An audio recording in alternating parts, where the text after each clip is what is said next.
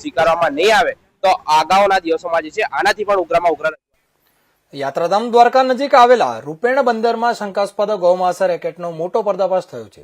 Police દ્વારા 50 kilo માંસ સાથે એક મહિલા સહિત 2 પુરુષોની ધરપકડ કરવામાં આવી છે. રૂપેણ બંદરના શાંતિનગર દાતારી ચોકમાં રહેતા સલમાબેન ભાડેલા અને પુત્ર વસીમ ઘરમાંથી માંસ વેચાણ કરતા હોવાનું સામે આવ્યું છે.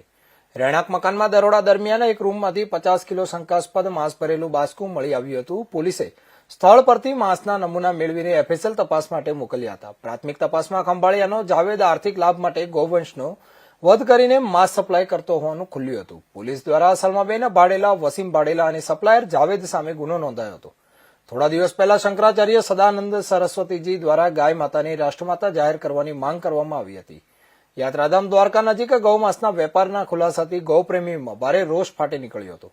માતા પુત્ર સહિત ખંભાળિયાના સપ્લાયર સામે ગુનો નોંધીને પોલીસે વધુ તપાસ શરૂ કરી હતી. રેકેટમાં અન્ય કોઈ સંડોવાયેલા છે કે કેમ નહીં તે દિશામાં પોલીસ તપાસ તેજ કરવામાં આવી છે. દેવભૂમિ દ્વારકા જિલ્લાના દ્વારકા પોલીસ સ્ટેશન વિસ્તારના એક રૂપેણ બંદર નામક વિસ્તાર પાસે આશરે 50 કિલો જેવું ગૌમાંસ ઝડપાયેલું હતું. જે સંદર્ભે દ્વારકા પોલીસ સ્ટેશન ખાતે તુરંત જ ગુજરાત એનિમલ પ્રિઝર્વેશન એક્ટ હેઠળ અને તેમજ બીએનએસની લાગુ પડતી કલમો હેઠળ ગુનો દાખલ કરવામાં આવેલો હતો. જે અંતર્ગત તપાસના દોર ચાલુ કરવામાં આવેલા હતા.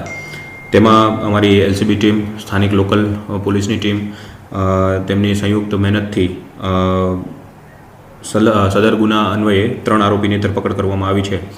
જેમાં મુખ્ય આરોપી છે સલમાબેન, વાઇફ ઓફ ઇલિયાસભાઈ થેમ. બીજા આરોપી છે જાવેદભાઈ શબીરભાઈ બાબી, જાતે ખાટકી મુસ્લિમ છે. અને ત્રીજા આરોપી છે નદીમ ઉર્ફે લાલો જહાંગીરભાઈ પલ્લા, જાતે ફકીર મુસ્લિમ છે. આ 3 જણા પોતે સંયુક્ત રીતે ભેગા મળીને આ કૃત્યમાં સામેલ હતા, જે તપાસ દરમિયાન અત્યારે ખુલવા પામેલ છે. સલમાબેન જે છે તે આ ગૌમાંસનું વેચાણ કરતા પકડાયેલ છે. જાવેદભાઈ જે છે પોતે ખાટકીનું કામ કરતા હતા. એ પોતે ગૌમાંસનું કટિંગ કરીને વ્યવસ્થિત પીસ બનાવીને ત્યાં વેચવા માટે આવતા હતા. અને નદીમ જે છે તેમને એક ટ્રાન્સપોર્ટ પૂરું પાડતા હતા. તે રિક્ષા મારફતે ડિલિવરી કરવા આવતા હતા. સદર ગુનાની તપાસ હાલ દ્વારકા પોલીસ સ્ટેશન ખાતે ચાલુ છે અને આગળ પણ નજીકના સમયમાં અમે અન્ય આરોપીઓને પણ ધરપકડ કરવામાં છીએ.